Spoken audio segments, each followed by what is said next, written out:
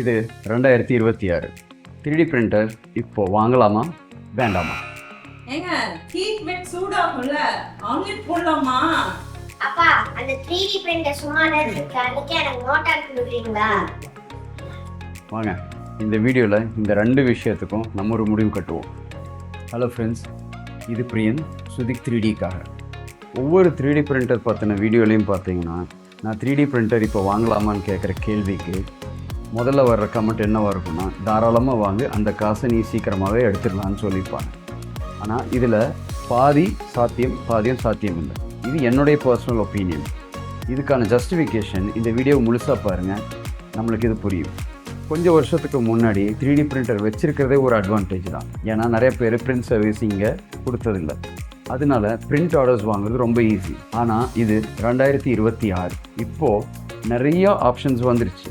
இன்றைக்கி மூலமுடுக்கெல்லாம் 3D printing business நடக்குது.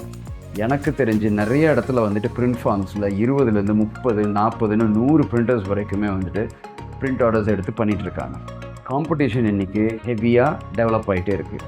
But இந்த 3D பிரிண்டர் வச்சு பணமே பண்ண முடியாதுன்னு ஒரு 3D பிரிண்டர் வச்சுருந்தால் மட்டும் போதாது. நீங்கள் இன்டர்நெட்டில் ஃப்ரீ மாடல்ஸை டவுன்லோட் பண்ணி அதை ஒரு பிரிண்ட் சர்வீஸாக பண்ணி அதிலிருந்து நான் லாபம் சம்பாதிக்கணும்னு நீங்கள் நினச்சிங்கன்னா அது இன்றைக்கி ரொம்பவே சேலஞ்சிங்கானது. இந்த 3D பிரிண்டிங் பிஸ்னஸ் மூலிமா பணம் பண்ணுறவங்கள நீங்கள் கவனிச்சிங்கன்னா அவங்க ஒரு குறிப்பிட்ட துறையில் இந்த சர்வீஸை மெயினாக பண்ணிகிட்ருப்பாங்க. அல்லது அவங்களுடைய மாடல்ஸை அவங்களே ஓனாக டிசைன் பண்ணுவாங்க, இல்லைனா அவங்க ஒரு பிராண்டை க்ரியேட் பண்ணுவாங்க, ஆர் ரியல் வேர்ல்டு ப்ராப்ளத்தை சால்வ் பண்ணுற மாதிரி அவங்களுடைய சர்வீசஸ் இருக்கும். 3D பிரிண்டர் வாங்குறதுக்கு முன்னாடி சில கன்சிடரேஷன்ஸ் எல்லாம் இருக்குது. First cost. நிறைய பேர் 3D பிரிண்டருடைய ஆரம்ப விலையை மட்டும்தான் பார்க்குறோம். ஆனால் அதோடு முடிஞ்சிடலாம், அது வெறும் ஃபஸ்ட் சாப்டர் தான். நீங்கள் 3D பிரிண்ட் ஆரம்பித்ததுக்கப்புறம் இந்த ஃபிலமெண்ட்டை மேலும் மேலும் வாங்கும்போது அது தொடர்ச்சியான ஒரு இன்வெஸ்ட்மெண்ட் ஆயிடுது. அது மட்டும் இல்லை, 3D பிரிண்டருக்கான ஸ்பேர் பார்ட்ஸ் வாங்கணும், லூப்ரிகன்ஸ் வாங்கணும், பில்ட் பிளேட்ஸ் வாங்கணும், ஸ்பேர் நாசில்ஸ் வாங்கணும், சம்டைம்ஸ் அப்கிரேட்ஸ் கூட தேவைப்படும். நீங்கள் 3D பிரிண்டர் என்னால் வாங்க முடியுமாங்கிற கேள்வி கேட்குறதுக்கு மட்டும் இல்லாமல் 3D பிரிண்டர் வாங்கினதுக்கப்புறம் அதோடைய ரன்னிங் காஸ்ட்டை கம்ஃபர்டபுளாக நம்மளால் சமாளிக்க முடியுமாங்கிறதையும் பார்த்துக்கணும். Next space and ventilation. நம்ம 3D பிரிண்டரை வாங்கி ஏதோ ஒரு மூலையில் வச்சிட முடியாது. அதுக்கு ஒரு நல்ல வென்டிலேஷன் தேவைப்படும். அது மட்டும் இல்லாமல் நல்ல ஸ்ட்ராங்கான ஒரு டேபிள் வேணும். ஏன்னா 3D பிரிண்டர் வைப்ரேட் ஆகும். அந்த வைப்ரேஷனோட இந்த டேபிள் சேர்ந்து ஆடக்கூடாது. ப்ளஸ் ஃபிலமெண்ட்டை ஸ்டோர் பண்ணுறதுக்கான ரேக்கும் தேவைப்படும். நீங்கள் வெறும் PLAவில் மட்டும்தான் பிரிண்ட் பண்ணுறீங்கன்னா பெருசாக வென்டிலேஷனுக்கான இம்பார்ட்டன்ஸ் இல்லை. ஆனால் ASA, ABS போன்ற ஃபிலமெண்ட்டை நீங்கள் யூஸ் பண்ணுறதா இருந்ததுன்னா அது ஃபியூம்ஸ் ஜென்ரேட் பண்ணும். அப்போது ஒரு விண்டோ பக்கத்துலையோ இல்லை ஒரு எக்ஸாஸ்ட் பக்கத்துலையோ வைக்கிறது நல்லது. இன்னொரு முக்கியமான விஷயம், 3D பிரிண்டர்ஸ் சைலண்ட்டு கிடையாது. இந்த மாதிரி வீடியோ எடுக்கும்போது ஆஃப் பண்ணி வைக்க வேண்டியதாக இருக்கும். ஆர் நீங்கள் ஒருவேளை பெட்ரூமில் வைக்கிற மாதிரி பிளானாக இருந்தீங்கன்னா 10, 20, 40 நிமிஷத்துக்கு மேலே ஆர் சம்டைம்ஸ் 4 மணி நேரம் கூட இது ரன் ஆகும். ஸோ அதனால் வைக்க வேண்டிய இடத்த ப்ராப்பராக சூஸ் பண்ணுங்கள். அப்போது 3D பிரிண்டரை வாங்கிடலாமா? நீங்கள் உங்களுடைய மொதல் 3D பிரிண்டரை வாங்கும்போது நான் இதிலேருந்து பணம் சம்பாதிப்பேங்கிற குறிக்கோளை முதன்மையாக வச்சு வாங்காதீங்க. புது பொருளை தயாரிக்கிறதுல ஆர்வமுள்ளவராக இருந்தால், உடஞ்ச பொருளை தூக்கி போடாமல் அதுக்கு ரீப்ளேஸ்மெண்ட் பார்ட் செய்யக்கூடிய ஆளாக இருந்தால், இல்லை கேடை கற்றுக்கணுங்கிற ஆர்வமுள்ள ஆளாக இருந்தால், ப்ரோட்டோடைப் டிசைனராக இருந்தால், RC car, toys R electronics இந்த மாதிரி DIY ஐட்டம்ஸ் பண்ணக்கூடியவங்களாக இருந்தால், இந்த மாதிரி காரணங்கள்லாம் தான் உங்களுக்கு 3D பிரிண்டருடைய உபயோகம் நீண்ட நாட்களுக்கு வரும். இல்லைனா வாங்கின புதுசில் ஒரு 3-4 டிசைன்ஸை பண்ணிவிட்டு அதுக்கப்புறம் அது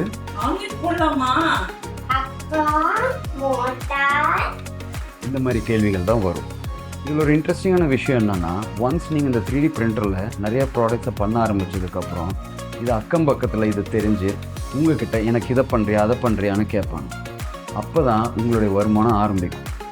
இந்த வருமானம் நீங்கள் 3D பிரிண்டர் வச்சுருக்கிறதுனால இல்லை, உங்கள் திறமையை நீங்கள் வளர்த்துனதுனால உருவான இந்த வருமானம். சரி, 3D பிரிண்டர் வாங்கிடலாமா? வெயிட் பண்ணுங்கள்.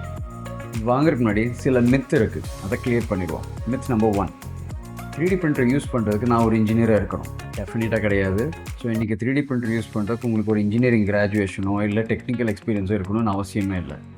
உங்களால் ஒரு ஸ்மார்ட் ஃபோனோ இல்லை ஒரு கம்ப்யூட்டரோ கற்றுக்க முடியும் அப்படின்னா 3D பிரிண்டிங் பண்ணுறதும் ஈஸியாக கற்றுக்கலாம்.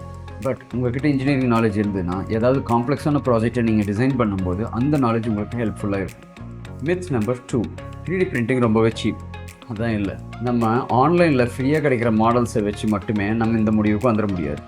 நீங்கள் ஒரு 3D பிரிண்ட் பண்ணும்போது அதுக்கு நீங்கள் நிறைய ஃபிலமெண்ட்ஸ் வாங்க வேண்டியது இருக்கும். இந்த 3D பிரிண்ட்டு ஒரு 5 நிமிஷத்துலேயோ 10 நிமிஷத்துலேயோ எல்லாம் முடிஞ்சிடாது.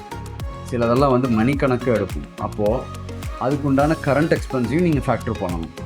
அது மட்டும் இல்லை, எல்லா பிரிண்ட்டும் நம்மளுக்கு சக்ஸஸ் ஆக போகிறதில்ல. சம்டைம்ஸ் நம்ம ஏதாவது தப்பு பண்ணுவோம், ஆர் சம்டைம்ஸ் பிரிண்டரில் ஏதாவது வந்து ஃபால்ட் வரும். அப்போது நீங்கள் வந்து ஒரு 80-90% பிரிண்ட் பண்ணினதுக்கப்புறம் அந்த ஜாபை நீங்கள் தூக்கி ட்ராஷில் தான் போடணும். ஸோ அப்போ அதுக்கான எக்ஸ்பென்ஸையும் நீங்கள் வந்து கணக்கில் வச்சுக்கணும். ஸோ நீங்கள் 3D பிரிண்டிங் பிஸ்னஸ் பண்ணும்போது இந்த மாதிரி விஷயத்தெல்லாம் நீங்கள் வந்துட்டு கணக்கில் வச்சு நீங்கள் பண்ணும்போது உங்களுடைய கோட் வந்துட்டு அதுக்கு ரீசன்லாம் உங்களால் பண்ண முடியும். என்னப்பா பிரியன், இப்போவாது வாங்கலாம்னு சொல்லுவியா? கண்டிப்பாக. சரி, 2026 நீங்கள் இந்த பிரிண்டர் வாங்குறீங்கன்னு வச்சுக்குவோம். முதல்ல அது உங்களுடைய தேவையை பூர்த்தி பண்ணுற மாதிரி நீங்கள் அதை யூஸ் பண்ண ஆரம்பிங்க. அதுக்கப்புறம் நாளடைவில் வந்துட்டு அது சில வருமானத்தை உங்களுக்கு கொடுக்கறதுக்கு வாய்ப்பு இருக்குது. பட் தயவு செஞ்சு வாங்கின முதல் நாள் இருந்தே இது ஒரு சைடு இன்கம்மாக எனக்கு வந்து வருமானத்தை கொடுக்குங்கிற எண்ணத்தோடு வாங்காதீங்க. அதுக்கு பதிலாக இந்த பிரிண்டர் வாங்கின முதல் நாள் இருந்து என்னுடைய க்ரியேட்டிவ் திங்கிங்கை வந்துட்டு எக்ஸ்பேண்ட் பண்ண முடியுங்கிற எண்ணத்தோடு வாங்கினா அது ரொம்பவே நல்லது. இது ரொம்ப நாளைக்கு இந்த 3D பிரிண்டிங்கில் நீங்கள் இன்வால்வ் ஆகிருக்கிறதுக்கு ரொம்ப ஹெல்ப்ஃபுல்லாக இருக்கும். ஓகே, என்ன மாதிரி பிரிண்டர்ஸ் நம்ம வாங்கலாம்? மார்க்கெட்டில் FDM, ரெசின் இந்த 2 பிரிண்டர்ஸ் பெருமளவு நம்ம யூஸ் பண்ணிகிட்ருக்கோம். இந்த மாதிரி FDM பிரிண்டர்ஸ் எப்படி வேலை செய்யணுங்கிறத தெரிஞ்சுக்கணும் அப்படின்னா நான் டீட்டெயிலாக ஒரு வீடியோ போட்டிருக்கேன். நான் கார்ட்லேயும் லிங்க்லேயும் உங்களுக்கு ஷேர் பண்ணுறேன், அதை பார்த்து தெரிஞ்சுக்கணும். இந்த FDM பிரிண்டர்ஸ் பிளாஸ்டிக்கை மெல்ட் பண்ணி 3D மாடலை உருவாக்கும். இந்த FDM பிரிண்டர்ஸ் ரன் பண்ணுறதுக்கு அவ்வளோவா எக்ஸ்பென்சிவ் கிடையாது. நம்ம ஈஸியாக 3D ஃபிலமெண்ட்ஸை வாங்கிக்கலாம். இது 650 ரூபாயிலேருந்து ஸ்டார்ட் ஆகுது 1 kg ஸ்பூல். அதே மாதிரி பிரிண்ட் பண்ணி முடிச்சதுக்கப்புறம் அதை ரிமூவ் பண்ணுறதும் ஈஸி, மெயின்டெனன்ஸும் ரொம்ப ஈஸி. யாரெல்லாம் வாங்கணுங்கிறத ஏற்கனவே இந்த வீடியோவில் முன்னாடி நான் கவர் பண்ணியிருக்கேன். பட் இப்போ யாரெல்லாம் வாங்கக்கூடாதுங்கிறத பார்ப்போம். 3D பிரிண்டர் வாங்கின உடனே எவ்ரிடே நான் வந்து பிரிண்ட் பண்ணிகிட்டே இருப்பேன், எனக்கு பிஸ்னஸ் வந்துகிட்டே இருக்கும் அப்படிங்கிற ஒரு தாட் இருந்தாலும் அதையும் நல்லா தீர யோசித்து வாங்குங்க. இல்லை என்னால் வந்து CAD டிசைன்ஸ் எல்லாம் எனக்கு இன்ட்ரெஸ்டே இல்லை, நான் புதுசாக என்னோடய ஸ்கில்ஸ் எல்லாம் நான் டெவலப் பண்ண மாட்டேன் அப்படிங்கிற ஒரு திங்கிங் இருக்கிறவங்களும் யோசித்து வாங்குங்க. 3D பிரிண்டர் ஒரு மேஜிக் மிஷின் கிடையாது, அதுக்கு பொறுமை ரொம்பவே வேணும். அந்த பொறுமை தான் உங்களுக்கான பலனை கொடுக்கும். ஓகே, இந்த வீடியோவில் நான் மேலும் குழப்பி விட்டேனா இல்லை தெளிவுபடுத்தினா எனக்கு தெரியல. எதுவாக இருந்தாலும் கமெண்ட்டில் சொல்லுங்கள். அது மட்டும் இல்லை, நீங்கள் 3D பிரிண்டர் வாங்கினா முதல்ல நீங்கள் எதை பிரிண்ட் பண்ணீங்க, உங்களுடைய பர்பஸ் என்னங்கிறதையும் ஷேர் பண்ணுங்கள். அடுத்த ஒரு 3D பிரிண்டிங் சம்மந்தப்பட்ட வீடியோவில் சந்திப்போம். ஃபாலோ பண்ணிக்கோங்க, ஒன்றா சேர்ந்து கற்றுப்போம்.